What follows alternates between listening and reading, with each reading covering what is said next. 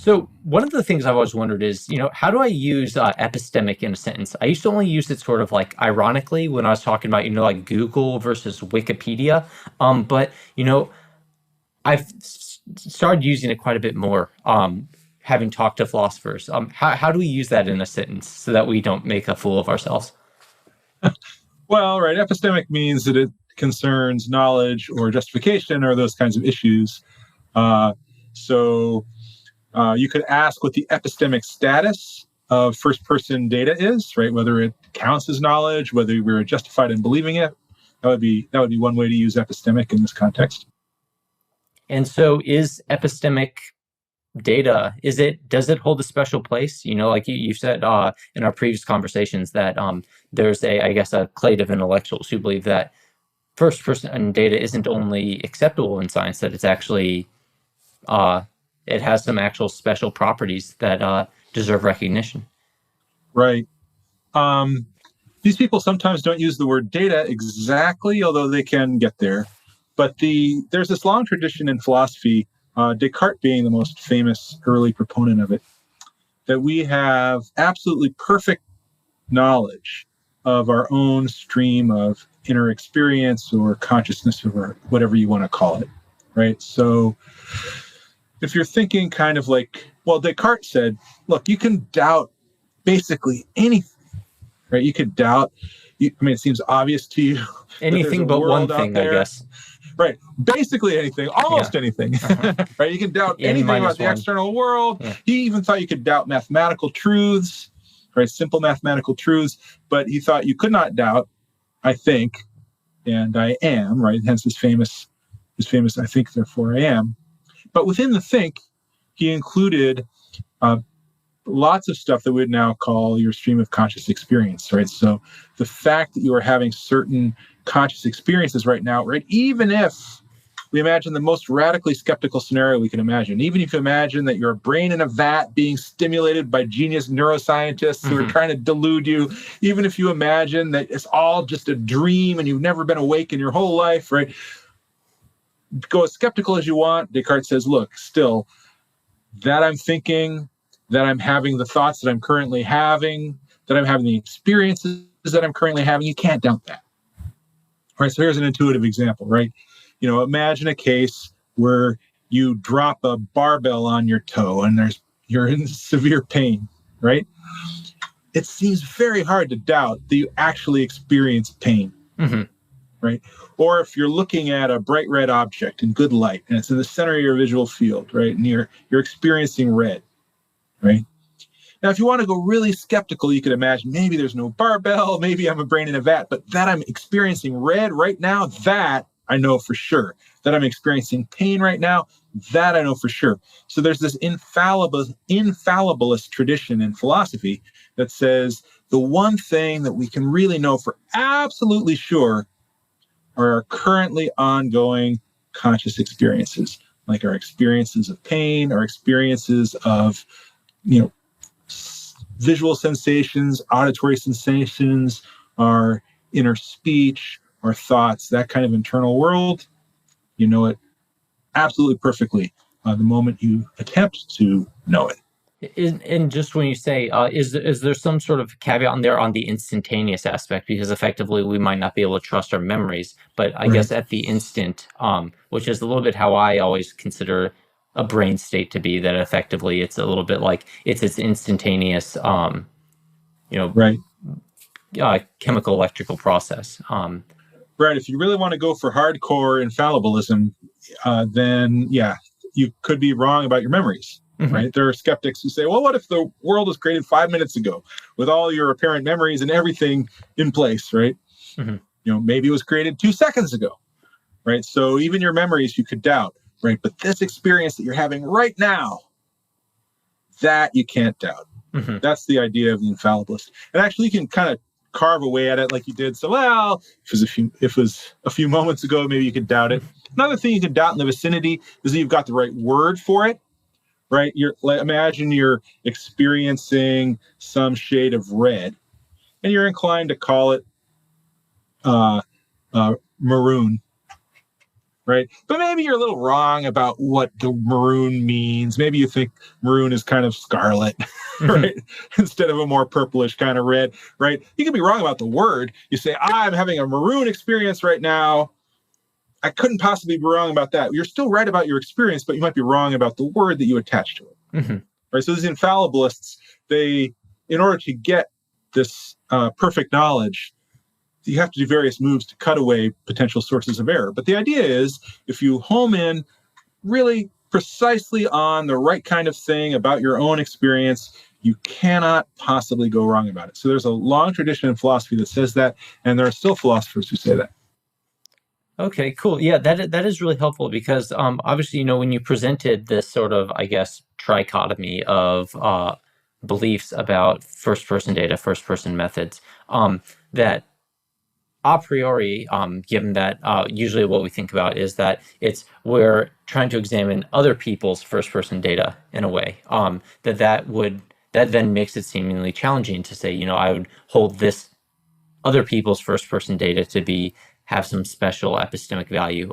But when you present it that way, it does seem much more positive. It seems more grounded in the fact that effectively, is it just our first-person data for our first-person experiences that they hold in this special way?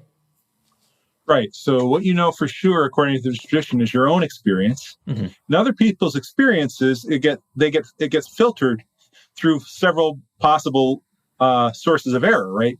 So they have the experience. Maybe they know infallibly what their experience is, but then they have to express it in language. Right. And there's a possibility for a mistake there. They might confuse scarlet and maroon linguistically, even though they know perfectly well what their experience is, right? I actually suspect that I would confuse those just on a pure neurological level. Maybe. Right.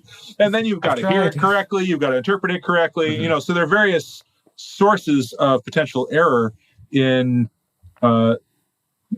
understanding other people's reported first-person, potentially infallible knowledge that they have. And if you want to go really skeptical, right, there are wild philosophical, skeptical thought experiments about maybe other people don't even have minds. Maybe nothing exists in the world except for my mind. Maybe there are no other people, right? So depending on how tolerant you are for kind of radical seeming doubt, you could go down those paths. Sorry, I'm just going to try to reach back into my brain. Is this a term like solipsism or solipsism? Yeah. Solipsism is the view that the only thing that exists in the universe is me or my mind. Yeah. Cool. All right. So then, I guess is this view that we've talked about? Because obviously, I think that this is it's a little bit what when Galtiero and I were talking, or when Galtiero was being very patient with me as I was feeling my way through this the first time. I'm not sure if that first view that we've covered just now covered is it a significant portion of the philosophical or philosophical community that still believes this, or is it more like a caveat, but most people are willing to go farther? Like they'll say, yeah, you have a point, but I'd like to go farther than that. There is a significant portion of the philosophical community who do believe that you can have infallible knowledge of your own current experience. For example, David Chalmers, who is probably the most influential philosopher in mind of my generation, has argued for that. And there are a lot of people who have been influenced by him in that. So that's definitely a substantial and important continuing position. Yeah, sorry, actually, just as a random side bit, I did not realize how young David Chalmers was. Because one of his books, I think it was was it Reason and Responsibility? Is it? The Conscious Mind was his big landmark book in '96. Yeah, he was pretty young. I think he was 30 when he published that. Yeah. Yeah, because he had books when I was an undergrad, so I assumed that he must have been this dusty old guy at Oxford or something like that. And then when I finally looked him up and I see this young guy, he's got a leather jacket on and his long hair and everything, I was like, wow, I really mistook that one. I did not realize how young he was, and obviously how he became so influential at a young age. What was it, just out of curiosity, from the philosophical community that really helped him carve out his area? Was he going into a new area, or did he just produced work in that area that was just astounding. I think it was more the latter, right? So what he did was he did two main things in 95 and 96 that I think built his reputation. One is he gave a nice name to a problem that lots of consciousness researchers and philosophers think is important. He called a certain kind of thing the hard problem of consciousness. That is explaining how do you get from knowledge of the physical world, all the functional knowledge of how the brain works, to answers about like, okay, how does consciousness arrive from that? There's something weird, it seems, about the idea that you could say, oh yeah, well, consciousness just is, say, this brain state, right? Like, and then you're kind of like, okay, but what makes like, why are 40 hertz oscillations conscious? You know, like that's the hard problem. Yes. So he gave it that name, and lots of people picked up on that. So that was nice. He kind of gave a name for a phenomenon or a problem that's troubling a lot of people. We can talk more about the hard problem if you want, although it's related to our topic. So if you want to, we can go down that path. The other thing that he did that was, I think, really influential was he did a really excellent job of synthesizing, summarizing, and extending the existing arguments against the dominant materialist or physicalist view of the mind. And what was that? So according to materialism or physicalism, all the universe just is material or physical stuff. There are no immaterial souls. There are no immaterial properties, right? You tell the biological story about humans and you're done, basically, right? That's the standard view of most kind of naturalistically inclined scientists, right? And that still is the dominant view of the nature of consciousness in philosophy through the latter half of the 20th century till today. But there are lots of concerns about it and thought experiments you can run that make it seem like maybe it doesn't work.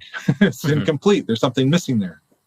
And he did a really excellent job in his 1996 book of bringing those thoughts and ideas together in a super clearly argued, thoroughly researched and well-structured way toward a view that is somewhat appealing and not kind of contrary to science. So you could reject materialism because you think they're immaterial souls who go on to heaven after you die, right? Of course, lots of theists think that. But Chalmers wasn't going that way. He's trying to do it in a much more scientifically inspired way. In a grounded way that wouldn't get the Sam Harrises and Hitchens of the world too riled up, I guess. Yeah, right. That's right. So, and he just really did an amazing job with that. So he kind of lit the fire under philosophers to really think about, okay, think about these challenges to materialism, these challenges to physicalism. How good are they?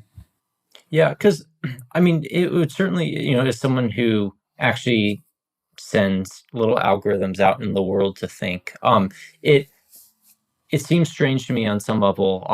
Well, I don't really know what I think about it, but it would not seem at all weird to me, essentially, that we would have these, giant masses of organic system walking around, something like me, and effectively it would just be compute with biological material and no actual consciousness would arrive. Like effectively that I could very much be, it wouldn't surprise me at all if that like existed, where it's just, we're all walking around, we're not conscious, we're just essentially, things are streaming in, we're just sort of plunking around like those little ball machines where they go, go down and hit the little pegs and move around. That wouldn't surprise me at all.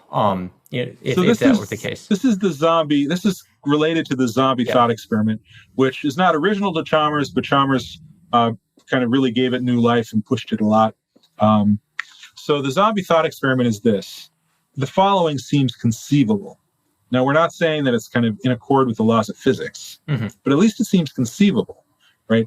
That there could be a molecule for molecule duplicate of you who does everything you do, who's embedded in the same kind of world you are, whose mouth opens and out come apparent words, right? But who has no conscious experiences at all, right? This person from the outside would be behaviorally indistinguishable from you, right? If you've got every molecule, right? Of course, all the apparent speech and all the bodily motions are going to be exactly the same. But this entity, a zombie, as philosophers call it, would have no conscious experience, right? So one of the zombie argument is that that's conceivable. And if it's conceivable, then there must be a property that you have that your conceivable zombie twin lacks. And that property is the property of being conscious, right? But you and your twin have all the same material properties, all the same physical properties. So there must be some additional property, which is the property of being consciousness, that goes above and beyond the physical. So that's a short version of the zombie thought experiment and the zombie argument against materialism. And so I guess to reject, in order to reject that in some way, would you need to say that essentially there is some element of this physical zombie in me that would necessarily give rise to consciousness? Is that how you go about sort of, if you wanted to start chipping away at that? Well, the challenge is, how do you exactly chip away at that? And there are several different strategies you can use to chip away at that. And one of the wonderful things about Chalmers' work is that he's very good at laying out what the different strategies are, and then kind of showing how there are problems with all those strategies, right? And then there are answers to those problems. And then Chalmers or other people sympathetic with him have responses to those answers, right? And this is how you get a whole academic discipline going, of course, right? But one thing you can say zombies aren't conceivable. You thought you conceived of something that made sense, right? Once you think about it carefully, it's like saying, oh yeah, I can conceive of a three-sided square. Right. I mean, you can say those words, but that doesn't mean you really coherently conceived of something, right? Yeah. So Dan Dennett, for example, has a response like that. Right? Yeah. So I guess maybe just to see if I can just rephrase that. The idea is that you could, just because you can put the words to things, you say, I could conceive of this, and you describe something that very, you can put it into English words. It doesn't mean that in that description you haven't described something that is in fact, naturally impossible. The three-sided square is naturally impossible, despite the fact that you can put it to words, and you can say, oh yeah, I have words for this, therefore it's possible. There's something inherent to the nature of reality or the nature of the universe such that such a zombie could not in fact exist, because such a zombie would, having all those physical traits, would naturally give rise to consciousness. Or did I just mangle it again? And don't feel worried. That wouldn't quite pass the philosophical muster. It's okay. That's fine. No. But go ahead. How did I get wrong? Let me just tell you one other move, and I think this move is closer to what you just said. But it is to impair the move from conceivability to possibility, right? So the first move says you can't even conceive of a zombie, right? The second move says, well, you can conceive of it. Right. But does conceiving of it mean that it's possible? Right. And then there's this whole literature on what's the relationship between conceivability and possibility, and what are the different kinds of possibility. So philosophers distinguish, for example, between what's sometimes called natural or nomological possibility and metaphysical possibility. Right. So natural possibility is possibility in accord with the laws of nature. And metaphysical possibility is something stronger than that. So if you can imagine, say, your microphone floating up into the air in violation of the laws of nature, not because some magnet's pulling it or something like that, but just violating the laws of nature, right? There's a sense in which that's possible, and a sense in which it's not. It's not possible according to the laws of nature, but it's not. There's nothing incoherent in conceiving of it in the same way that a three-sided square is incoherent, right? So there's a weaker sense of possibility on which conceivability seems like it might be a good test of possibility, right? That weaker sense is the sense in which zombies are possible, according to Chalmers, right? So the question is, so Chalmers thinks, and this is why what you're saying wasn't quite right, Chalmers thinks that if you set up all the physical stuff right, and you let the laws of nature run, you'll get consciousness. Right? Just like if you set the microphone on the desk and there are no magnets or tricks, it'll stay there. Right? But that doesn't mean that there isn't some broader sense of possibility in which the microphone could float up, or there could be a zombie. And the question is, one of the central questions here is, how much can you draw from that? What kinds of conclusions about the world can you draw from the fact that there's this broader sense of possibility or conceivability on which you could have consciousness, or you could lack consciousness despite having all the biological, neurophysiological stuff in place? Yeah. No, that is really helpful. I guess sort of the way that I was approaching is you might be familiar or might not. I won't second guess you on, but the original proof, for example, that the square root of 2 was not a rational number, and the idea is, they effectively set up this thing where, well, let's posit a rational number that is the square root of 2, and what they did is when they, you take that proposition, and when you carry it to its logical conclusion, essentially you create an impossible scenario. Right. And so I guess when I first heard that, that was sort of the way that I was trying to wrap my mind around it a bit, that effectively you could set something up like this, and when you bring it to, either you've created a scenario that's either guaranteed or impossible or simply true. So yeah, but that's really helpful. Right. I do appreciate that. You drawing that out, or alternatively, I could just be obstinate and say, what do you mean, Eric? That's what I said the first time. You just weren't listening. It could be. You were using the word natural in there, or something like that, which zombie, which gets the force of the metaphysics, the force of the possibility wrong, which is right. So Chalmers thinks that zombies are not naturally possible, not nomologically possible. If you set up the laws of nature, you're not going to have any. Right. So that was part of what you were saying. You weren't showing the sensitivity, the distinction between different kinds of what philosophers call modal force that's necessary for the argument, which is totally fine and makes sense, because I didn't introduce that stuff or clarify that part of the argument when I was setting it up. No, it's fine. Yeah. Not only did I not stick the verbal landing, but I landed on the wrong mat. So maybe that's it. Yeah, but yeah, I do appreciate it, and just sort of going through some of these ideas. So I know a lot of people in the machine learning community. They do tend to think about their algorithms in a certain way, and I do wonder if on some level, and this is obviously just a little bit of a not even mind game that I take seriously, but I have algorithms that want to optimize things, and the question is is that optimization akin in some way? Is it even on the spectrum of something experiencing like a preference or dispreference? And it seems very hard for me to believe that on some level. It seems hard for me to believe that these two things would even be on the same continuum. And then on the other bit, it says, I don't know. What do I know? I messed up the last thing. Who's to say I won't get the next thing wrong too? But yeah, right. So there are people who think that anywhere you have basically information being integrated, or maybe even anywhere you have any kind of physical matter at all, you've got some kind of consciousness. There are a nest of problems about where do you draw the line between conscious and non-conscious entities, that actually I think is a really difficult theoretical tangle. One answer to that is to say, well, no, everything's conscious. This is called panpsychism. It's recently become it's definitely still a minority position in philosophy, but it's recently been getting some attention in philosophy.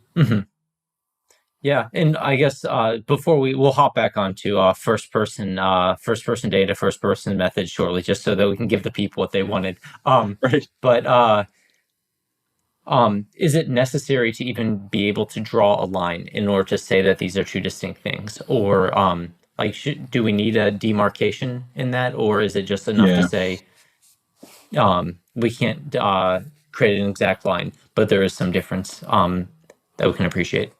So I call this the continuity problem, and I think you have basically a quadrilemma. Ooh. A quadrilemma is like a dilemma, except it's got 4 horns instead of just 2. All right. So if you think about, I think you've got basically 4 possibilities regarding the scope of consciousness, right? One is you can say, look, humans are unique, they're distinct We're special. Only humans are conscious. There's a bright line between humans and everything else. We're conscious. Even our dogs don't have consciousness. The dogs are the first ones who I was going to attack. Like literally the moment you said, I was like, little Wicket and Willow are out of the equation. Yep. Right. So Descartes held this view, and there's there's a rumor, I think it's not true, that in demonstrating this, he threw a cat out the window. This is just a machine. I don't think he really did that. But, right, so that's horn one. You could say that. But it's a horn because it's a kind of hard thing to say. I mean, there's something that seems kind of unintuitive or unscientific about it. Yeah. Like, I mean, because also you'd be throwing out Homo erectus and all those other, highly successful other hominids. Right. Let's not even pay attention. I mean, yes, you get problems then if you try to do it in development or in evolution also, right? So, okay. So horn two is there's a bright line somewhere. Horn two says, okay, just keep going down. Let's do it with animals instead of doing it in development or evolution. But you can do the same things in development and evolution. Let's just do it with animals, right? So you can kind of think about the complexity, the psychological complexity of animals, and you find here's the minimum complexity animal that is conscious, and the next animal down is not conscious, right? So maybe it's one genus of toad versus another. Or right? more ideally, which ones we want to eat and which ones we don't. Yeah, that too. Right? But there's something strange about that. You say, okay, well, this genus toad is conscious, but this very similar but slightly less sophisticated genus of toad is not conscious. But that's weird because, across the spectrum of animals, there's it's a continuum of the kinds of cognitive and physiological capacities and traits that we associate with consciousness. So it's weird to think there'd be a bright line somewhere, between this toad and another. Right? It's hypnotoad. Hypnotoad is the bright pulsating line between these various clades of toad that allows us to decide what's conscious and not. Sorry, I'll let you get on. What's the next horn? All right. Yeah. So the next horn, we can do our horns in a slightly different order, but I'll go to what I usually use, the fourth horn, because of how we introduce this. The third horn is, okay, you don't have to draw a bright line. Let's just go all the way down to electrons. Fermions and bosons, they're conscious too. You don't have to draw. You don't say only humans are conscious. You don't draw a line anywhere. Everything's conscious, right? That's also strange, right? So the first option is strange. Humans are conscious is strange. The second option is strange, to draw a bright line somewhere in what seems like a continuum of species. The third option is strange because now you're saying electrons are conscious. So then the fourth option is the one that you suggested. And that's to say, look, it's not a bright line matter. And that works for so many different traits. Most things in the world are not bright lines. But for consciousness, it's weird. And I think it's interesting to think about how weird it is. In fact, I do not think we yet have in consciousness science a good account of how vagueness would work with respect to being a conscious entity. Right? Normally, we think that persons, centers of experience, conscious entities, there's a countable number of them. You've got 0, or you've got 1, or you've got 17. Right? No one says, okay, that's 3/8 conscious. No one says, here you have 1.25 subjects of experience. All of our concepts of consciousness seem to be on-off concepts. If you think about immaterial souls, right? We think of immaterial souls as like you either got one or you don't. Like, what would it be to have, 2/3 of an immaterial soul? That doesn't make sense, right? But the same thing happens on more physicalist views too, right? We don't have really a good set of categories for thinking about what it would be to be a kind of vague, indeterminate, in-between case of being conscious. Let me just give you one more example to kind of get your mind around the difficulty of this. Think about visual experience. Right, you can think about it getting narrower and narrower and narrower, right? So your field of vision gets smaller and smaller. You can think about it losing its coloration and saturation, specificity, so that it all kind of becomes a gray, right? This is an example from Charles Seward. And then you could think about like the minimum visual conscious experience be like one little gray dot in the middle of your visual field. Mm-hmm. And then it blinks out, right? But there is a determinate, discrete difference, it seems, between having the tiniest little bit of conscious experience and having none whatsoever. Mm-hmm. And that is a discrete jump, not something that can be modeled very easily with a continuum. Mm-hmm. John Searle, another well-known philosopher, says consciousness is like money. He gives this example. He says, look, you can have a little money, you can have a lot of money, but there's a discrete difference between having only like a nickel or a penny and having no money at all. Mm-hmm. So, right, so the fourth horn, so we've got I already explained those three horns. So the fourth horn is to say that consciousness is this kind of admits of these vague indeterminate cases where it's not clear whether consciousness, well, clear is an epistemic term. It's not determinately the case whether consciousness is present or not. And that's actually really hard to theorize and get our minds around. I think it might be the right answer. Mm-hmm. But to kind of my interest and amazement, and I'm actually hoping to write a paper about this, we haven't really theorized it very well. What would that mean? What would that amount to? Oh, one more thing I'll say to get a little clearer on this. There's a big difference between having determinately conscious experience of an indeterminate content and being not quite conscious, being an indeterminate state between conscious and non-conscious. I'm going to need that one again, if you don't mind. So, you can even just repeat the sentence just so that I can. I'll give you an example, and then I'll repeat the sentence. Cool. Here's an example of an indeterminate content. Some people think that you could imagine a triangle without imagining it as equilateral or scalenon or isosceles, right? You can kind of just imagine a general triangle. Can you consciously imagine that? There's some debate about that. But if you can imagine that, that's an image that has some indeterminate content, right? It's not determinate exactly what the interior angles of that triangle are, right? So, but you determinately have a determinate, it's determinately the case that you have a conscious experience of that indeterminate content, right? Mm-hmm. Does that make sense? Yep. Right. So that's the other thing, right? You can imagine your experience getting indeterminate, or hazy, fuzzy, maybe as you're falling asleep, you're getting confused, right?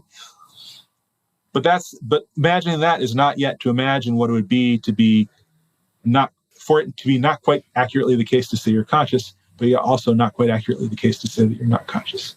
Okay. Cool.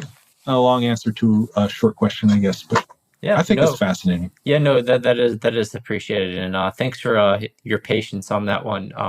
I'll of course maintain to my grave that I described the whole thing correctly in the first place. But I guess yeah. So now I guess back to first-person data, first-person methods. Where would you like to begin with that? We've I guess we sort of carved out this one faction, if you will, about how people view it. Obviously, I suspect many of the people, for example, in my audience, would either probably fall more towards being ambivalent or skeptical about the nature of some of these things, where effectively that there are either hard third-person quantities that can be measured and examined, or alternatively that we should probably just stick to the third personization of these first-person methods. So however these first-person data emit a more third-person data that we can examine. But how would you like to divide the battlefield, so to say? Right.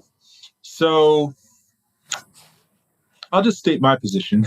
Why don't we do that? Good. Yep. Since we've been going for almost 40 minutes, I think. I don't want to exhaust your viewers too much. Oh, no. My viewers are the people who do listen to this type of stuff. So you are in good company. So let me just tell you my position. My position is that we need first-person methods. We need to introspect in order to understand the mind. But we're really bad at it. So that we're stuck with needing to rely on a methodology that is unreliable. And that is a problem. So I'm a skeptic about first-person methods in one sense, and then I think that the people who say that the results you get by asking people about their experiences and why they did stuff and all those kinds of stuff, you end up getting a lot of messy, not very good data. And you really probably shouldn't rely on much of what people say in answer to those questions, except under very specific circumstances. I'm a skeptic about them in that sense. But a lot of people are skeptical about it in that sense, are optimistic in another sense, and they think, well, but we can do perfectly fine without that stuff, right? Just throw it away, right? I'm in the unfortunate position of thinking you can't throw it away, you need it. But it really, but it's very hard, and we're not very good at it, and most of the scientists who are trying to do it don't do it very well. What do you think? Because I think this gets to a little bit more of a tractable point. How would someone start progressing from a scientific perspective towards improving this, I guess, analytical process or this information process? Is it in the measurement? Is it in the control of external factors? How do you even begin to sort of grapple with the problem? And let's just assume that you are constrained by reality. You could just say, what's your ideal scenario that would get into these things? Right. I think the ideal scenario is when you have convergence among three different sources of evidence. And the convergence would be among introspective evidence gathered through verbal report by participants who aren't aware of what's going on with the other two kinds of evidence, otherwise their reports might be biased, right? Introspective evidence. So let's say that you're trying to figure out whether someone is a person who has vivid visual imagery or whether they don't have vivid visual imagery. I choose this example because there is a huge literature, hundreds of studies on the vividness of visual imagery, much of which relies on this questionnaire called the Vividness of Visual Imagery Questionnaire, the VVIQ. Well named. Yeah, right. And there's this big literature on it where they ask people basically, how vivid are your images? Picture your mother, right? Or picture a sunset and, describe tell me how vivid this image is on some scale from, 1 to 5. So there's a huge literature on these self-reports of vividness. And there have been all of these attempts to try to correlate it with behavioral data. Right, how well do people do on visual folding tasks or visual rotation tasks? It turns out, and lots of other kinds of things, visual memory. It turns out that there is almost no relationship between people's self-reports of their imagery experiences and their performance on cognitive tests that you'd think would test the presence or absence of imagery. Now, of course, you get some positive results, right? The literature is biased toward reporting positive results. Yeah. But I think a good skeptical review, like I did in my 2011 book on this, right? A good skeptical review of the literature, you just find an unsystematic smattering of positive results that don't replicate, mixed in with lots of null results. And it just looks like basically there's no relationship that people have been able to discover. Right. Okay. So that's why I choose this example. But so here's what would be the ideal case, right? You ask somebody some questions, say about their imagery, how vivid it is. And then you have a behavioral test that you think will accurately test whether their imagery is in fact vivid or not, or at least would plausibly relate to that, right? And then you also have some sort of neurophysiological test, right? You've got some, say, region in the brain that's associated with imagery where you expect, more neural activity among people when they're having a vivid image than when they're having a non-vivid image, right? And if all three of these independent sources of evidence all converge and say, hey, they're all kind of suggesting this person has a vivid image, right? They're doing great on imagery, cognitive behavioral tests. They say they're having a vivid image, and we've located the vividness neurons, right? And they're going bing, bing, bing, bing, bing. Then you can say, okay, yeah, that's a believable report. That would be a great thing to have, and we don't have a lot of it. In fact, what we mostly have in consciousness studies, with some exceptions, is a mess where the verbal reports don't relate very well to the measured behaviors, which don't relate very well to the neurophysiological measures. Of course, there are positive studies, right? But that, I think, is often attributable to, the fact that you can get positive results for all kinds of reasons, other than that you're really, latching on to the effect that you think you're latching on to in a replicable way. Yeah. I think that's that last bit is obviously something that statisticians would tend to agree with, as far as the positive studies exist. It does not mean that the actual positive phenomena corresponding to those studies actually exist in a real way, other than the fact that it's written down on paper that has been approved by Elsevier or one of those. But right. Yeah, cool. And I guess just thinking out loud, because that's what I'll do.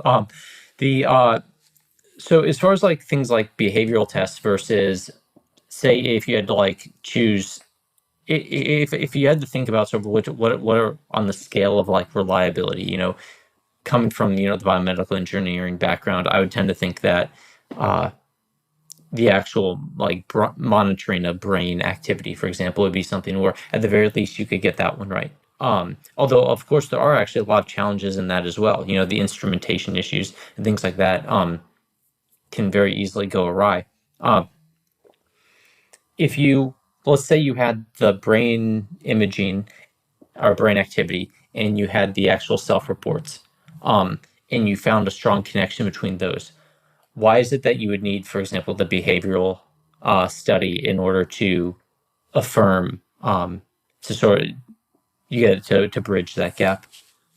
But in your opinion? I like triangles. I think it's good to have three sources of evidence, because there are lots of reasons two things can hook up other than what you want. But if you get three really independent things hooking up, then I feel more satisfied. Yeah, if you can get, if there's no, why would there be no behavioral evidence? But if there were no behavioral evidence for some reason, right? Oh, I just meant because of the experimental challenges of doing it. So it wouldn't be so much that behavioral evidence wouldn't be there. It's just that it would simply be too difficult to observe. So no, I definitely, and it just seems like you might be able to at least record in a concise way the first person data. And okay, so just to take, if you've set aside all the behavioral evidence, how do you know that the brain region lighting up isn't just correlating with the tendency to report rather than the underlying phenomenon, right?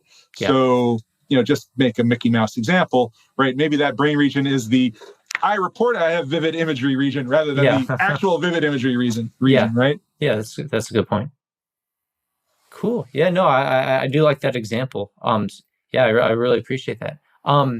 Maybe I guess we have a little bit more of your time, so I think I would like to use it. Where would you like to go from there? Is there some other particular topic that you think would be worth covering from there?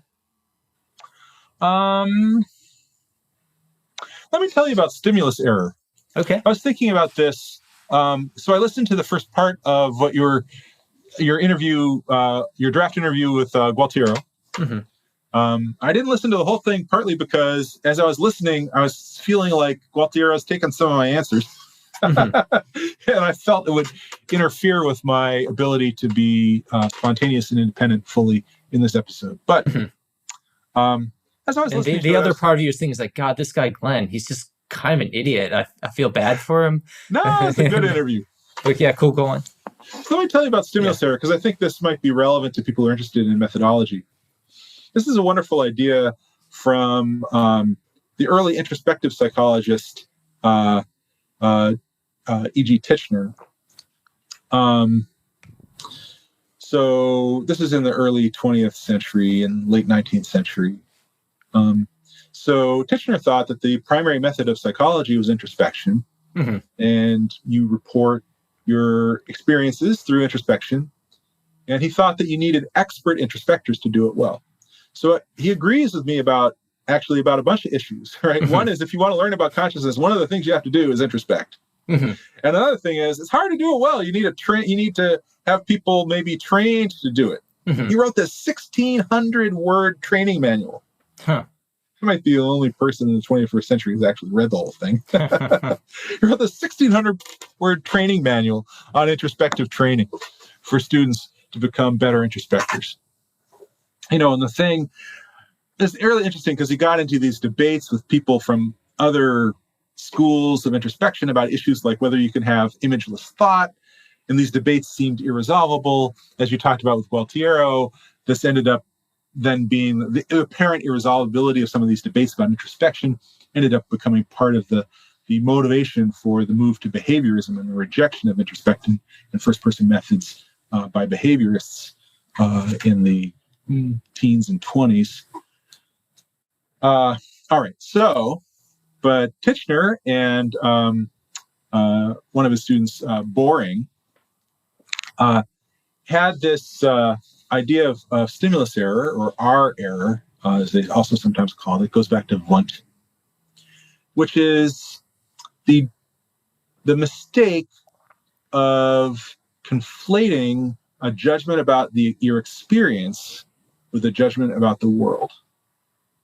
Okay.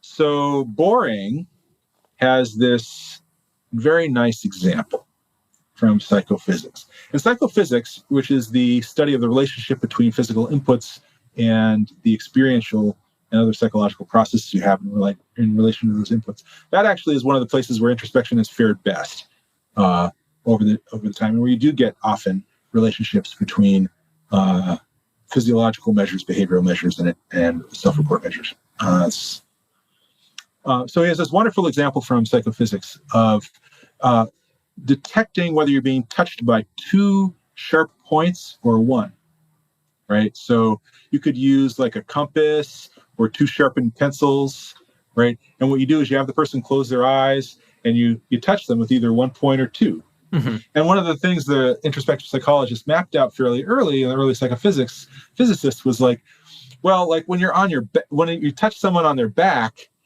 they will even if the 2 points are fairly close, they'll tend to think it's 1 point. Mm-hmm. But if you touch someone like on their fingertip, they'll know it's 2 points unless you get them really, really close, right? So our sensitivity to whether we're being touched by 1 versus 2 points is very different in different regions of the body. And then this correlates with, how much representation they have in sensory cortex and stuff like that, right? So the fingertips, how are dense with neural receptors and have a lot of representation in the sensory cortex compared to the middle of the back. Mm-hmm. All right, so you're lying there, and you're a subject in one of these experiments. You're being touched sometimes by 2 tips and sometimes by 1 tip. Mm-hmm. Now, as you get to experience things better, you start to notice that sometimes it feels to you like you're being touched by something that's shaped like a barbell. Okay. It's not a point. It's more like an oval. Now, here's the question. Do you say 1 or 2? So if the question is about how many points of contact do you experience, you should say 1. Because you experience 1 oval-shaped pressure sensation. Mm-hmm. If the question is how many sharp things are actually touching my back at this moment, you should answer 2, because you maybe learned or surmised at least that, well, you're being touched by 2 sharp things, and the oval thing you figure, okay, well, it's really 2 sharp things that are close together, mm-hmm. right? And I'm not quite able to distinguish. Mm-hmm. that they're separate points. So I'm interpreting it, I'm experiencing it as an oval, but I know it's really 2 sharp things, right? Mm-hmm. So if the question is a question, how many sharp things are actually touching me? Mm-hmm. Then you answer 2.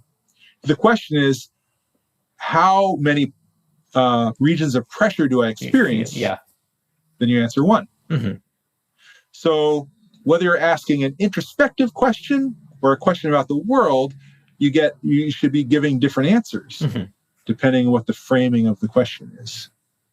And then stimulus error is the mistake of answering about the world when the question is really about your mind. Yeah. Right. So if you're touched by the barbell and you say, "Oh, two," because there's really two things out in the world, you're attacking the wrong thing. You're addressing the wrong question.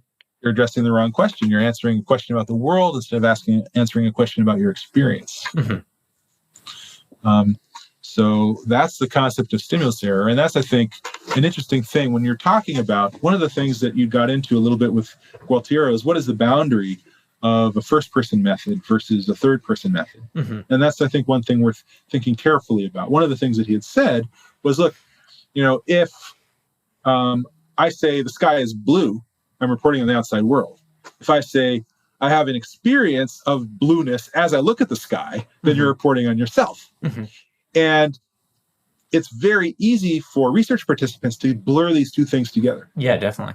Especially when they're not aware of the possibility of illusion. Because when you're not aware of the possibility of illusion, you basically give the same answers, right?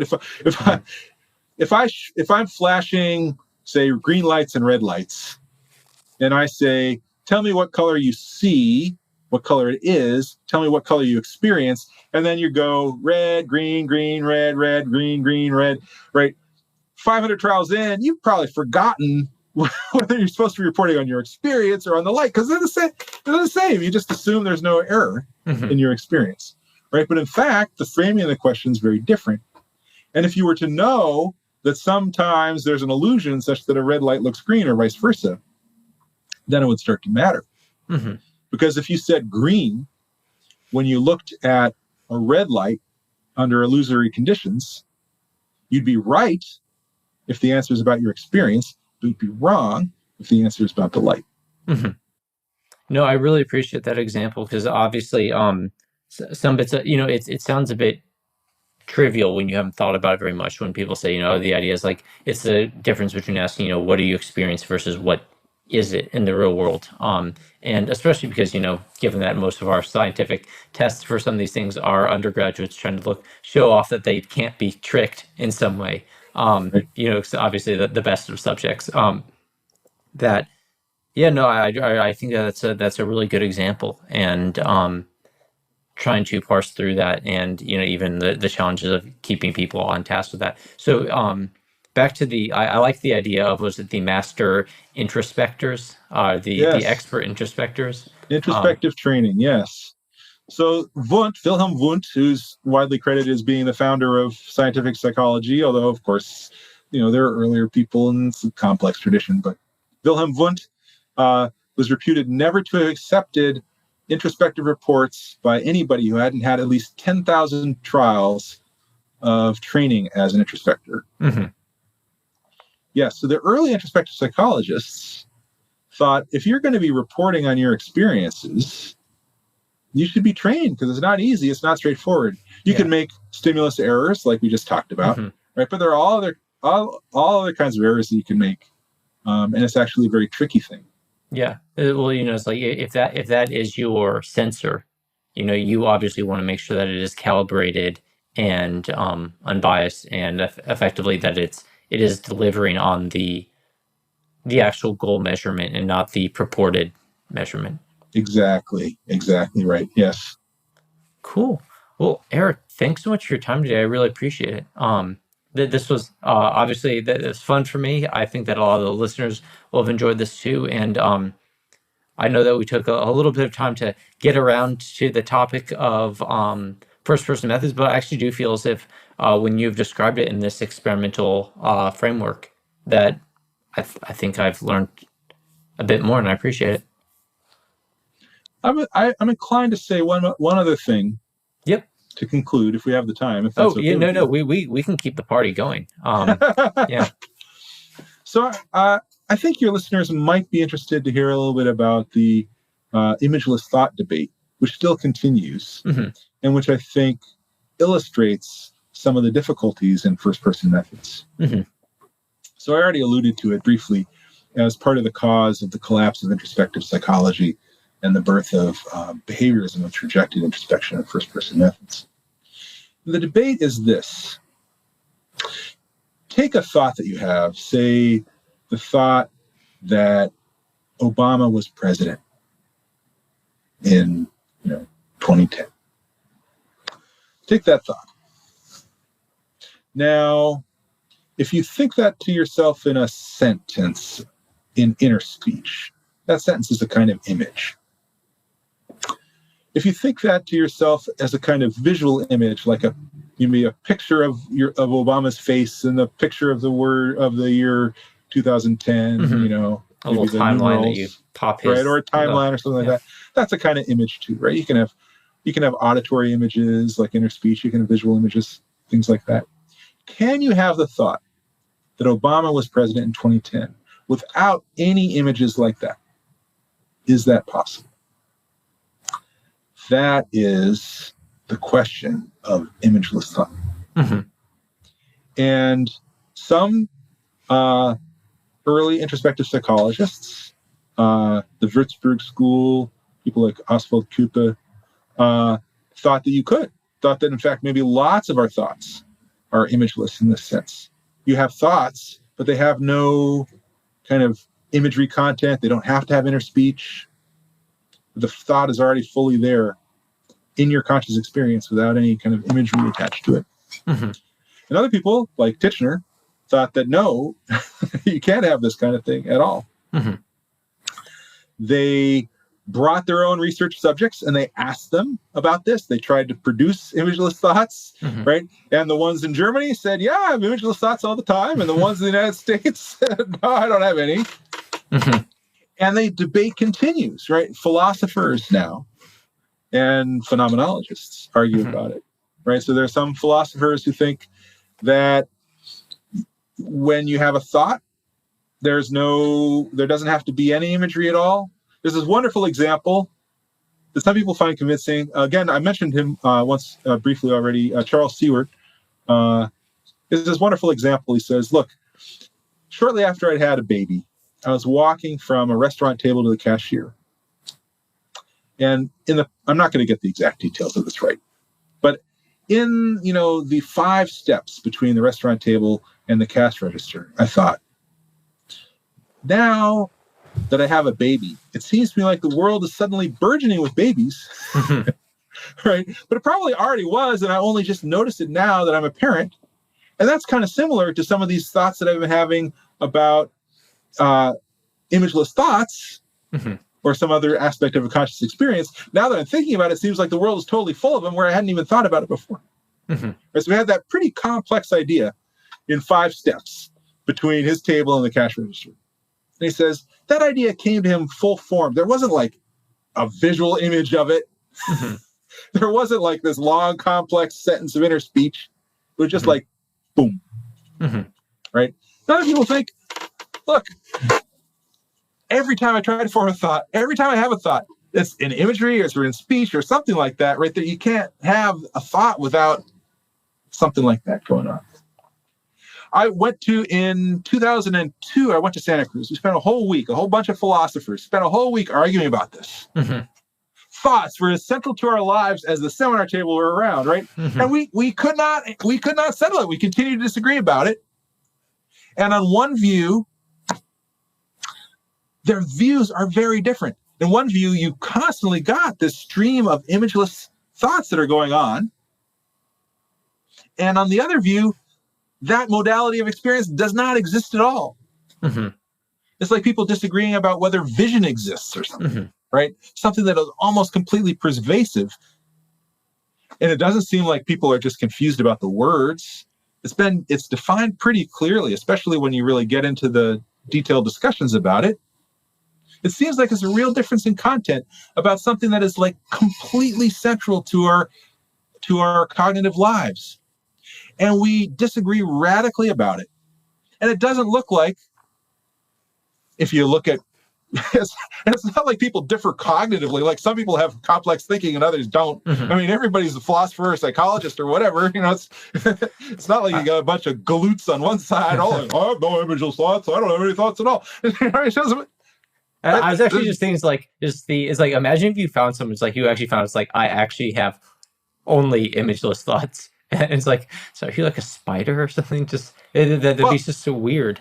Yeah, so it doesn't seem very plausible that there's a big cognitive difference between people on both sides of the debate. It doesn't seem very plausible that there's a big physiological difference between people on both sides of the debate. It's just a hard question. The thing is, it's a very hard introspective question. So contrary to what Descartes says, right? Descartes thinks we know best what's going on in our own stream of experience. I think the opposite, right? Like something like that. Do you have thoughts that outrun the structure of your imagery, that can be there without imagery, including inner speech as a type of imagery and other kinds of imagery, not just visual, right? That is a very hard introspective question. So that's my view. It's both really important because, like, if you want to know about inner life, you should know the answer to this question. And it's also super hard. Yeah, I guess as someone who obviously knows basically nothing about this, some of the first places my conscious imagey thoughts went on this was that are there thoughts that are sufficiently basic such that they don't have imagery to them, or alternatively, are there thoughts? So essentially, I know your example essentially put a complex thought just popping into being, which is interesting because my initial reaction was to say, oh, well, what about like maybe a large number of like very simple thoughts, that there might be a large number of simple thoughts that have no attached imagery to them. Or alternatively, thoughts of which you're not conscious, and therefore if there's a thought of which you're not conscious, is that even a thought? But yeah, sorry, it's scattered there, and I realized that I'm untrained in these things. But so these are all supposed to be conscious thoughts, just to clarify that part. Yeah, and it could be that very basic ones. I'll tell you one other thing about imageless thoughts, and then maybe we can finish up. One of the most interesting methodologists of inner experience or consciousness is Russell Hurlburt. We co-authored a book together in 2007 from competing points of view. I'm a skeptic about the accuracy of introspective reports, and he's a believer in the accuracy when you apply his specific method. Okay. So here's what he does. It's a variety of experience sampling. So what he does is he sets participants off into their daily environments wearing a beeper in their ear that's set to go off at a random interval from 1 to 60 minutes after it's set. Yeah. And in their daily lives, they're supposed to collect maybe about 6 beeps.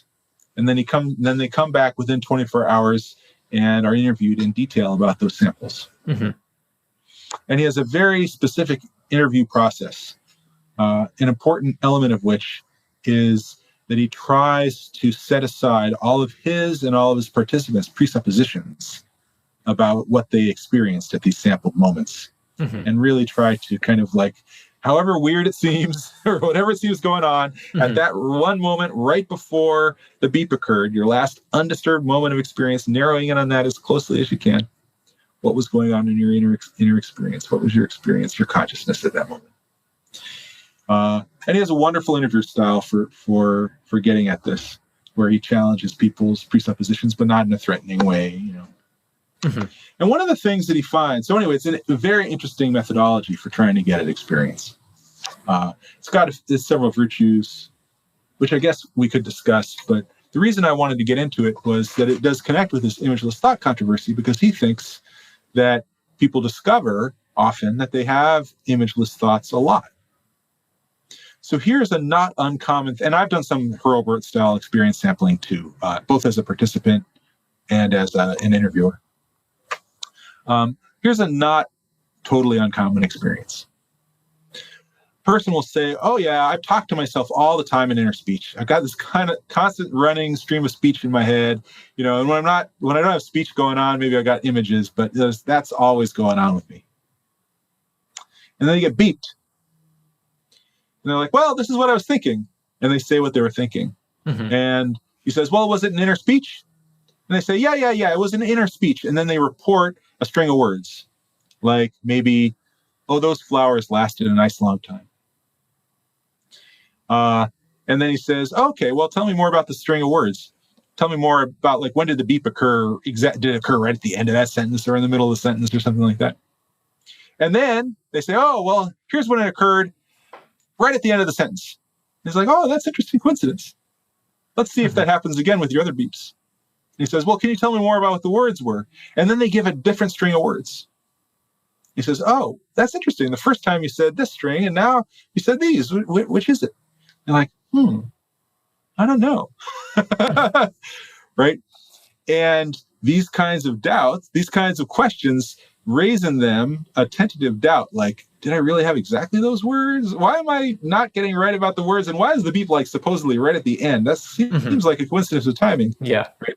They go out for a few days, and then it's not uncommon, although not always the case by any means, for them to come back and say, you know what? I had experience. I didn't think this was possible at all. He doesn't tell them that it's possible. They come to it on their own. I didn't think this was possible at all, but it seems like I had a thought and it had a specific content, like the flowers lasted a nice long time, but it wasn't, no words were happening. And I didn't have an image of flowers or anything like that. It's just like, was the thought by itself. And Herbert's like, see, they discovered imageless thought. They didn't think they had it. And on the first samples, they were resistant to it and they tried to turn it into something else. And you can kind of already see that by the problems in their patterns of reporting. But you do it enough, they get some trained in this method, and then they come up with this, end up discovering that they have imageless thoughts. And he thinks that this kind of, although there's no behavioral corroboration here, although there's neurophysiological corroboration of the sort that I like, right, there is a kind of interesting path in the reporting, which adds a certain kind of credibility to the story and the idea, right? So I find that very interesting methodologically. Yeah, that is cool. Also because, as you know, a lot of people who, for example, are, there's a lot of people who are interested in essentially training their minds in some way such that they can start identifying and experiencing some of this wider spectrum of what your mind's going through. And I guess many people consider it to be that effectively they aren't their mind isn't creating something new. They're just allowing their mind to detect what is already going on there and sort of contextualize it in some way and appreciate it more. Yeah, and I know a lot of people think that they are successful in that. But the evidence is not so great yet. I mean, and they might be successful, but I think we should be careful about assuming too quickly that people who think they get better insight into their own stream of experience through, say, meditative practice, really are getting the better insight they think they are. Maybe they are, maybe they aren't. I think the behavioral evidence is still kind of weak. Again, this is one of those areas where you can find some positive studies, but it's also one of these areas where people are where there's, I think, a lot of pressure toward reporting positive results. Yeah. Right. Especially the kind of people who want to study this are the kind of people who want positive results. Maybe they're often committed meditators. Right. So there are some positive results. Often the studies are kind of methodologically weak. There aren't that many studies. So I think the jury's still out on that. And there are reasons to be nervous. Like I mentioned the imageless thought debate. I mentioned the vividness of imagery problem. There are lots of reasons to think that people's reporting of their experiences, people might be very overconfident in their reporting of their experiences. Yeah, I guess some initial things that I think would probably would challenge our ability. Let's just, if you presuppose, for example, that these methods do work in a subset of people on a continuum of, effect size. That the idea is several of the challenges that can arise are that, if you are effectively trying to quantify, a single effect size, or at least identify that there's a single effect size across a patient cohort, where effectively you have people who will have no effect size, no effect, and then you'll have people who do have effect, and that effect size can vary. That obviously, if your metric, obviously if you're averaging your metric across a population of that becomes a very fuzzy thing. And that's true. Yeah. That's true. And I would add a caveat also to what I just said, which is that very experienced meditators who have long training, there are, I think it's pretty robust that there are some neurophysiological differences between them and other people when they say that they're in deep meditative states. So that's not something I would cast doubt on. But more casual meditators, our friends, that is less clear. Yeah, well, because I mean, you could essentially be considering it like something more like akin to a diet, where people are coming in from a large number of baselines, and health statuses and what their baseline diet was, and then there's how rigorously they actually perform the exercise, and things like that. Yeah. So I could definitely see where you would want to either be very specific in your measurement, essentially not first person, but like a N of one type approach, where you would at least very much want to personalize from an individual's baseline. And then you'd also want to very quickly separate groups between people who, instead of saying, here is the effect size, it's, well, here's the group who had no effect, here's the group who did have an effect, and here's the distribution of that effect size, I guess. Yeah.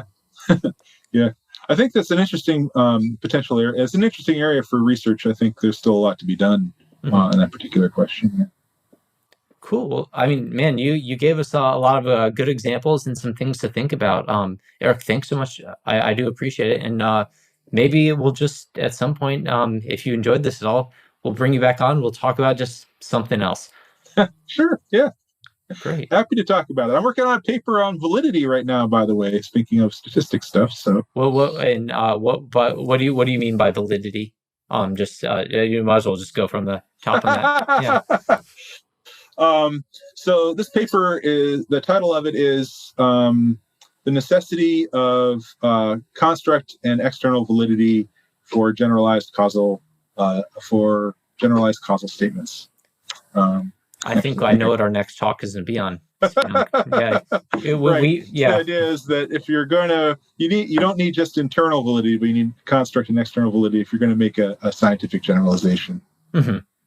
So yeah, no, that is cool. I am wanting to start just like, this bit, my mini series are nested in mini series. So obviously this bit on first person methods and data was nested in sort of the science versus pseudoscience miniseries, which is in turn nested inside my philosophy of data science series. But causality is definitely something that I'd like to get into, because I find it very difficult to wrap my head around in a way that would make me feel like I can be productive and understand it in some useful way. So Eric, it's not on the calendar, but it's in the horizon. I can visualize it. It's a visualized thought now. Us meeting again in the future. All right. Thanks for having me on. No problem. Hey guys, it's Glenn. Thanks for your time today. I hope you liked today's episode. If you did, please consider smashing that like button. It's the single, simplest, fastest way to make sure that YouTube shows this video to more people. If you really want to go crazy, consider subscribing or going to our website and joining the mail list. If you want to go totally crazy beyond that, forward this to a friend or colleague who you think might enjoy this too. We're a small channel and every bit helps. Our next episode will be coming out next week, so in the meantime, feel free to look around the channel and see other videos that might be of interest. As a quick disclaimer, the views expressed in the show do not represent anything other than the people saying those words, views, etc. like that. It doesn't mean anything about their employers or their employers' views or some thing about their employers or their neighbor's cat or anyone else not saying the words. And in fact, given that people tend to change their views when they're thoughtful enough, it might not even represent the views of the speaker by the time you're hearing the episode. So definitely come back and see if they've changed their views at a later date. They also don't represent the views of our sponsors. Thank you to our sponsors. You can check them out on our website.